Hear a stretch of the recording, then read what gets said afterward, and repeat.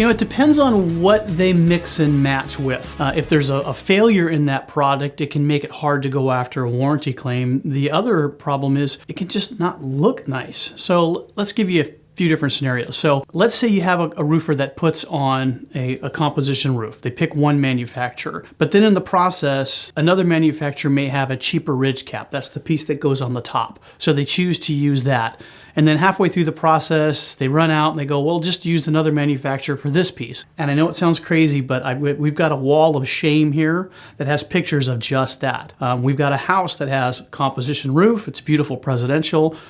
It's like a weatherwood color, and then on the back it has black ridge caps, and then on another area it has gray ridge caps. It's 2 to 3 stories up. It's on the back. The homeowner has no idea it's there. I saw it because I was on a neighbor's roof looking down at it. Let's say one of those parts or pieces fail. They go to the manufacturer and they say, hey, this has failed. They send the manufacturer rep out and they go, well, that's not even ours. Well, the shingle is yours. Yeah, but that's not ours. So the roofer should stick to one manufacturer when they're putting it together. If you're going to pick a manufacturer for that shingle, use their ridge caps, use their starter, use anything that's corresponding to that. If you're going to use an ice and water, that's that sticky membrane we've talked about, use that manufacturers. That way, if there's ever an issue, there's one manufacturer to go after, not, well, whose was that and whose was that. The other one is aesthetics.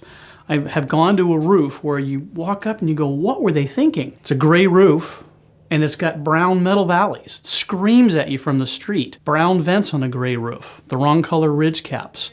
Just parts and pieces. Make sure they match. Make sure they look good. I've seen it where you get to the roof and the house is one color. They put on a dark gray roof and then they use white metal. There's nowhere white on that house anywhere, and it screams at you from the street. These are simple things. Make it look nice. Make it function properly, and make sure if there's a problem, there's one manufacturer to call. We sit down with the homeowner and we talk about building your roof. We talk about all those parts and pieces, and when we put the roof on, we use that one manufacturer for all those parts and pieces. A lot of contractors, they'll leave a bid for you at the door. They write it up and say, we're going to put this shingle on and here's the tear off and here's your cost. They don't itemize all the other details. You don't sit down and have a conversation with the contractor. A lot of homeowners just go because, well, this guy was a lot cheaper. Well, why is he cheaper? Did you talk about those parts and pieces? So sit down with a contractor, ask them, what are we doing for this? What parts and pieces are they willing to itemize that and tell you what those things are going to be? A lot of homeowners have no idea. We go out for our well care check looking at moss, we climb up on the roof and we make a video. We talk about what's going on your roof.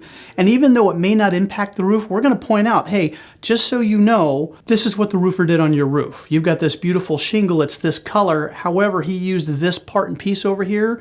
I just want you to be aware of that. And if it ever comes to become a problem later on, you can say, hey, I have a video from Roof Life that says this was a problem that was done the day it was installed. So it's photographic evidence of what was going on that roof. So even if the roof is 2, 3, 4, 5 years old, call us out. Let's look at the roof, not just for moss, but just a well care checkup. We'll point out any of those other weird things that might be happening up there.